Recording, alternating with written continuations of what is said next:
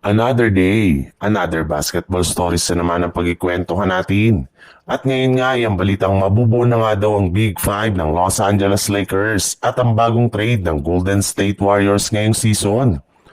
Pumapabor pa rin naman nga sa Lakers ang kapalaran ngayong season dahil matapos nga ang kanilang pagkapanalo ngayong araw laban sa New Orleans Pelicans ay umangat na nga sa 9 wins at 4 losses ang kanilang kasalukuyang record bilang ika-top 4 sa standing ng Western Conference.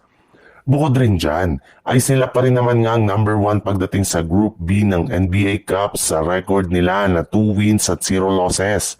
At ang maganda pa dyan, mismong si Coach JJ Redick na rin naman nga nagsabi sa kanyang post-game interview kanina na unti-unti na nga daw na gumaganda ang kalagayan ngayon ng pangangatawan ni LeBron James. In fact, wala na rin naman nga siyang iniindang sakit sa kanyang likod habang eto ay nagpa-practice kasama ang mga players ng kanilang G League team na South Bay Lakers ng nagdaang araw. Kaya mas tumaas na nga talaga ang tsansa na makapaglaro si LeBron James sa kanilang target date na December 19 laban sa kupunan ng Utah Jazz sa pagbabalik nila yan sa kanilang sariling home court sa lugar ng Los Angeles. At once nga na makabalik na si LeBron ay agad na nila itong paglalaruin bilang starter. Ibig sabihin balak nga ni Coach JJ Redick na buuhin na ang matagal nang gustong makita ng mga fans na bagong starting five ng Lakers na bubuuhin nina Luka Doncic, Austin Reeves, LeBron James, Rui Hachimura at si DeAndre Ayton.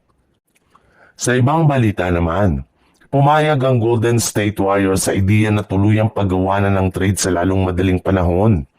Sa katunayan, base nga sa ibinulgar ng isang NBA insider, bukas pa rin naman nga ang pintuan ng Warriors para i-trade si Kuminga sa kupunan ng Dallas Mavericks upang makuha ang matagal na nilang target na si Daniel Gafford na available pa rin naman sa trade market.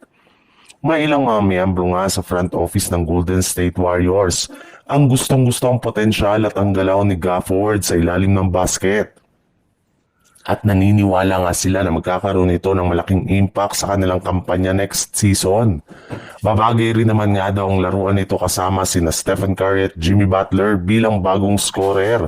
Sobra rin naman nga daw itong mapagkakatiwalaan pagdating sa pagtatala ng puntos at paggagawa nila kung sakasakali man i-offer nila sa Dallas Mavericks sina Jonathan Kuminga at Brandon Podziemski.